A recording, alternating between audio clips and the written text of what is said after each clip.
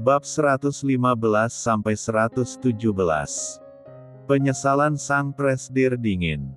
Malam hari di mansion Karina. Ocean terlihat mondar-mandir kesana kemarin di dalam kamar yang ditempatinya. Ia sangat ingin mengobrol berdua bersama Karina agar hubungan mereka semakin dekat. Namun terselip sedikit keraguan di dalam hatinya.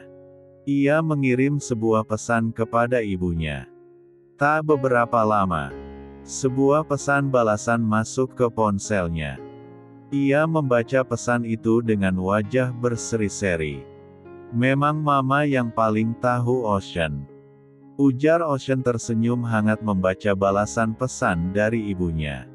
Ocean menarik napas dalam-dalam dan kembali menghembusnya. Ia memberanikan diri keluar kamar dan melangkah menuju kamar Karina. Ocean berdiri beberapa saat sebelum mengetuk pintu kamar istrinya. Tok tok tok.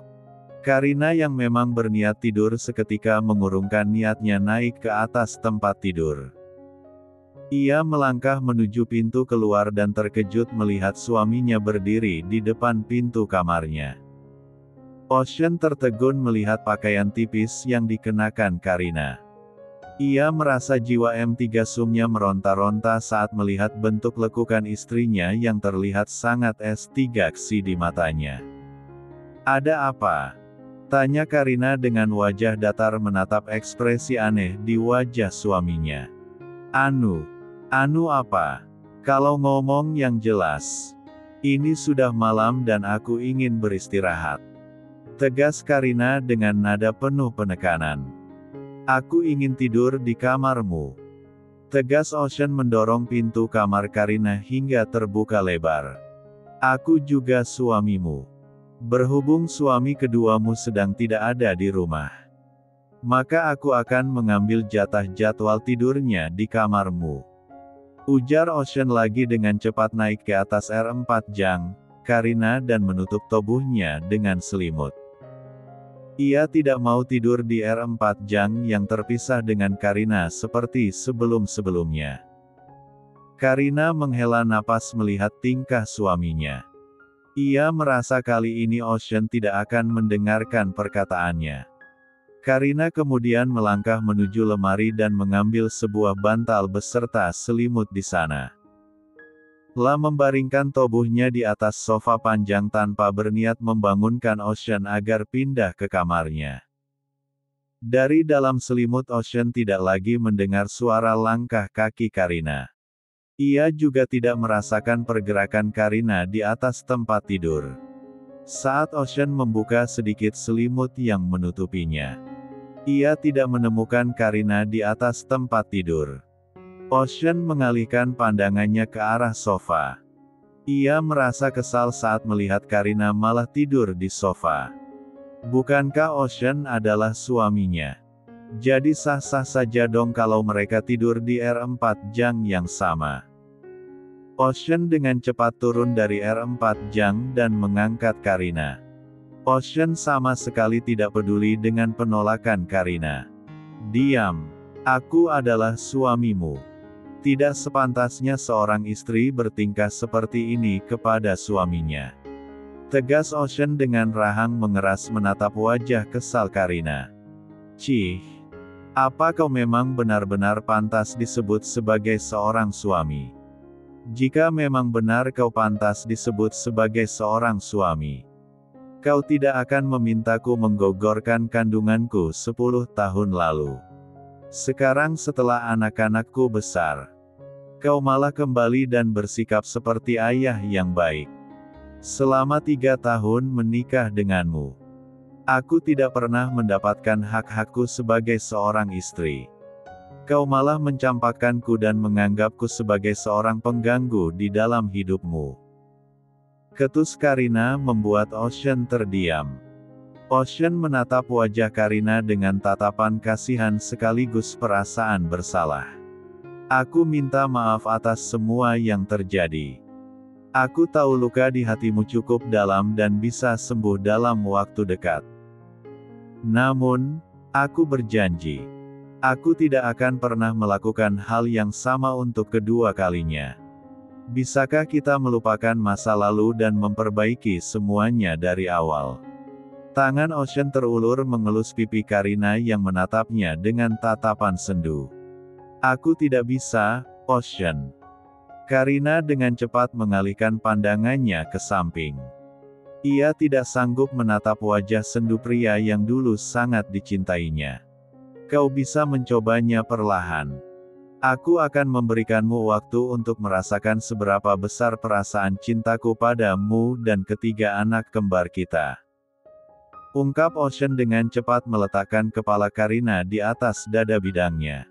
Kap kap kap. Aku mencintaimu Karina Francisca Gultom. Lirih Ocean mengecup kepala Karina berulang kali. Aku tidak peduli kalaupun aku harus menunggu selama 30 tahun untuk mendapatkan maaf darimu.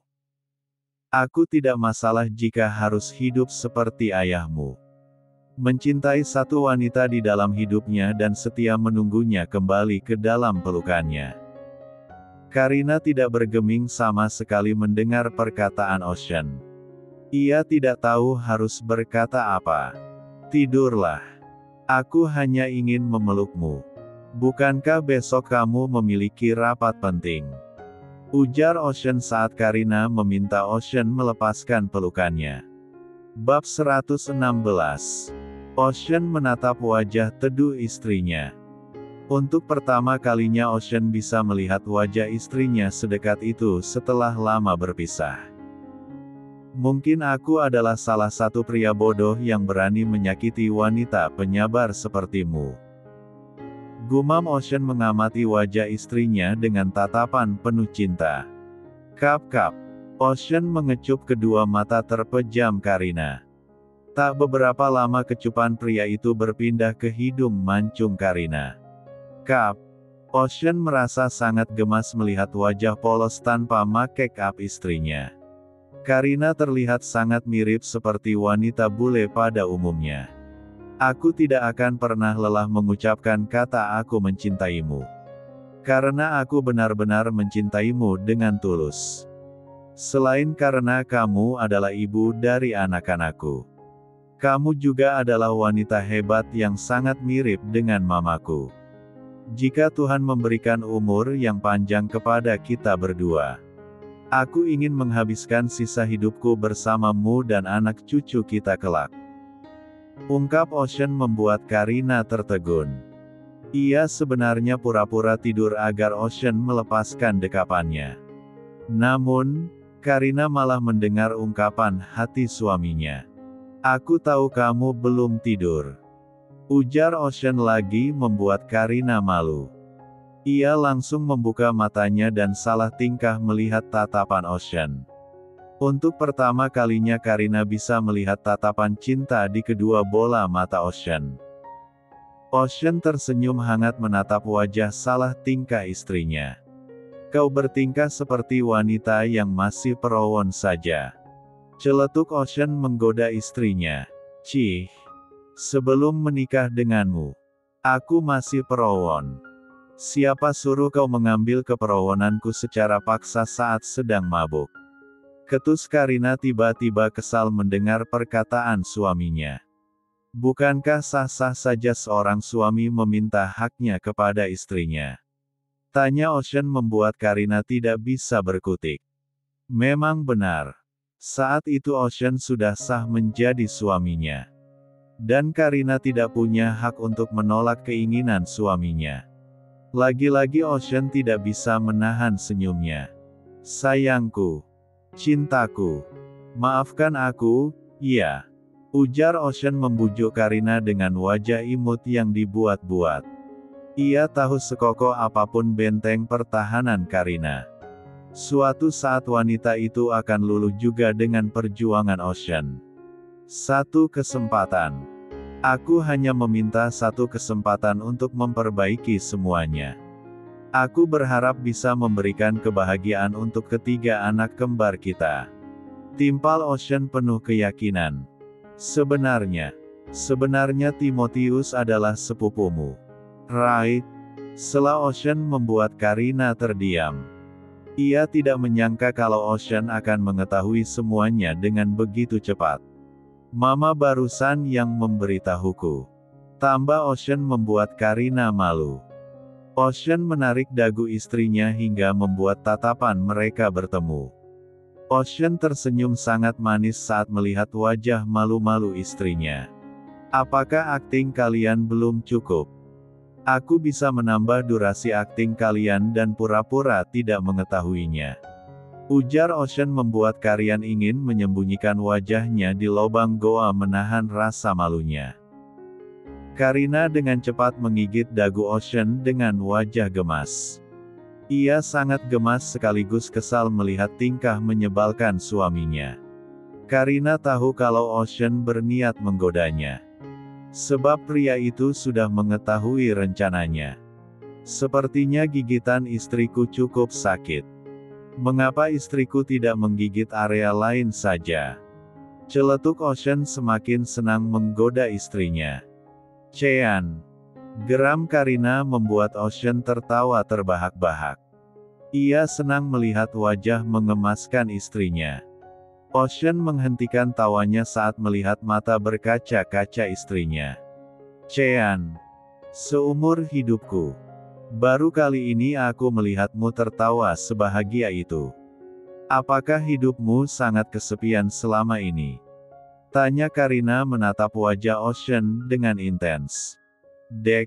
Ocean berusaha menyembunyikan luka di dalam hatinya. Ia tersenyum tipis menanggapi pertanyaan istrinya. Ya, aku merasa kesepian setelah kepergianmu. Celetuk Ocean berusaha melupakan masa kelamnya. Ia ingin memulai hidup yang baru bersama Karina dan melupakan semua kepahitan yang dialaminya di masa lalu. Ocean. Aku sedang berbicara serius. Ketus Karina dengan wajah kesal. Bukankah sekarang sudah ada kamu dan anak-anak kita? Apalagi sebentar lagi satu anak akan segera launching. Celetuk Ocean menaik turunkan alisnya menggoda istrinya. Aku tidak mau melakukannya. Ujar Karina dengan celah membelakangi Ocean. Benarkah? Tanya Ocean berusaha menggoda istrinya. Aku tahu bagaimana caranya membuatmu meliuk-liuk seperti cacing kepanasan. Ujar Ocean melepaskan istrinya. Karina terdiam mendengar perkataan suaminya. Tak beberapa lama Ocean melepaskan semua pekannya. Ia hanya menggunakan boxer. Ocean dengan cepat menarik Karina agar tidur terlentang. Ia mengungkung istrinya agar tidak bisa melawan. Dek dek dek. Karina meneguk lodahnya saat melihat kekar suaminya. Kenangan berpiano mereka 10 tahun lalu kembali terbayang-bayang di ingatannya. Cean. Kau, perkataan Karina terpotong. Ciuman lembut dari Ocean.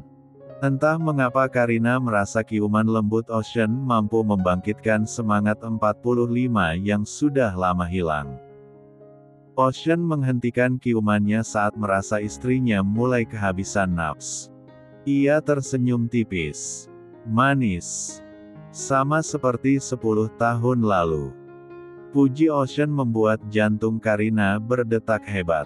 Aku mencintaimu. Sangat mencintaimu. Bisik Ocean di depan wajah Karina. Ocean kembali mencium bibir istrinya dengan lembut. Bahagia dan rasa bersalah yang mulai menghilang dari dalam hatinya karena menyia-nyiakan Karina. Kali ini Ocean tidak mau bersikap bodoh untuk kedua kalinya. Apapun yang akan terjadi ke depannya, ia akan memperjuangkan keluarga kecilnya. Bolehkah? Tanya Ocean menghentikan ciumannya. Ia tidak mau memaksa Karina melakukannya seperti 10 tahun lalu. Karina yang terbawa suasana mengangguk polos. Ia mengizinkan Ocean meminta haknya. Kap kap kap. Akhirnya perjalanan menuju puncak Gunung Krakatau dilakukan secara langsung. Tepat pukul 2 dini hari. Ocean menyudahi perjalanan mereka. Ia tidak tega melihat wajah mengantuk sekaligus lelah istrinya. Tidurlah. Aku tidak akan memintanya lagi.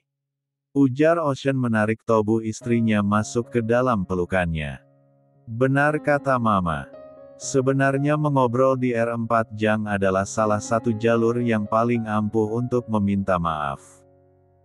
Untung saja aku menghubungi Mama sebelum menemukan Karina, gumam Ocean menatap wajah istrinya. Sementara Karina tidak peduli lagi dengan celetukan suaminya. Tak beberapa lama, Ocean kemudian mengikuti istrinya masuk ke dalam mimpi. Hingga tanpa sadar mereka tidur sampai menjelang siang. Pagi hari di mansion Karina. Nika yang sudah sarapan melangkah menuju kamar ibunya. Ia ingin membangunkan ibunya untuk sarapan. Namun, pemandangan aduhai membuatnya cemberut. Madre, Padre, bangun. Mengapa kalian tidak mengajak kami tidur bersama? Teriak Nika dengan suara nyaring. Ocean terkejut mendengar suara nyaring putrinya hingga tanpa sadar terperanjat jatuh dari tempat tidur. Ih, Padre tidak menggunakan baju. Celetuk Nika dengan cepat keluar dari kamar ibunya. Karina terkejut mendengar perkataan putrinya. Ia ikut terperanjat saat melihat tubuh pelosnya. Ocean dengan celah bangun dan menatap kepergian putrinya dengan wajah meringis. Putriku ternyata sudah besar. Gumam Ocean sembari mengalihkan pandangannya ke arah ranjang. Ia tersenyum manis saat melihat Karina sudah bangun dari tidurnya. Good morning sweetie. Sapa Ocean melangkah mendekati Karina dan mengecup bibir istrinya dengan lembut. Morning kiss penyemangat pagi untuk suamimu. Lanjut Ocean dengan wajah bahagia. Dek, mau mandi bersama atau aku mandikan? Tanya Ocean membuyarkan lamunan Karina. Karina dengan cepat mendorong suaminya hingga terjatuh ke lantai. Bak, au, sayang, kau menyakitiku. Karina lagi terbirit-birit masuk ke dalam kamar mandi dengan wajah panik. Ia tidak menyangka mereka akan berpiano lagi setelah 10 tahun berpisah. Bab 117. Di Indonesia. Selama kurang lebih 1 minggu kepergian Timotius ke Indonesia. Timotius akhirnya bisa menculik Giselle setelan beberapa kali bertemu di klub malam. Ketampanan Timotius tentu saja mampu menghipnotis banyak wanita. Apalagi barang-barang branded yang melekat pada tubuh pria itu. Jiwa shopping para wanita meronta-ronta pengen dibayarin daddy. GPP jadi sugar daddy yang penting hidup elit. Itulah yang ada di pikiran mereka saat bertemu dengan Timotius. Timotius juga bertemu dengan Josephine di sana. Josephine kekeh meminta Timotius agar membawanya bertemu dengan Karina. Mereka sudah lama tidak saling mengabari setelah Karina kembali ke Italia. Timotius yang pusing dengan sifat keras kepala Josephine akhirnya membawa wanita itu bersamanya kembali ke Italia. Di sisi lain, Gerald merasa cemas saat tidak bisa menghubungi nomor putrinya. Hingga kedatangan istrinya mengalihkan perhatiannya. Apa Giselle ada menghubungimu hari ini?